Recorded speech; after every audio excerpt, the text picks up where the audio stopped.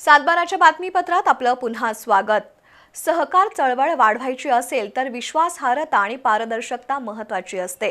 कोल्हापूर ही सहकाराची पंढरी असून सहकारातून समृद्धी साधण्यासाठी मूलतत्व जपण्याची गरज असल्याचं केदारलिंग बेकरीचे सत्यजित खाडे यांनी नमूद केलं।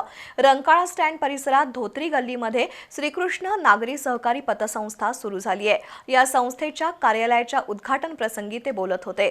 सेवानिवृत्त मुख्याध्यापक BS पाटील यांच्या हस्ते या कार्यालयाचं उद्घाटन झालं।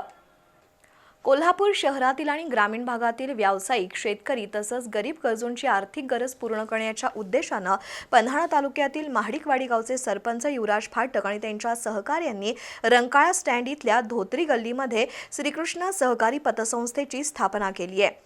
संस्थेच्या नूतन कार्यालयाचं उद्घाटन सेवानिवृत्त मुख्याध्यापक BS पाटील यांच्या हस्ते करण्यात आले।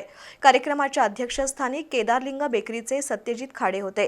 कोल्हापूर जिल्हा सहकारामुळे समृद्ध झालाय। सहकार पंढरी म्हणून कोल्हापूरचा राज्यात लौकिक आहे असं खाडे यांनी नमूद केलं।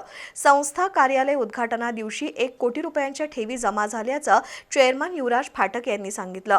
उद्घाटनानिमित्त शुभेच्छा देण्यासाठी विविध संस्थांचे पदाधिकारी आणि नागरिकांनी गर्दी केली होती।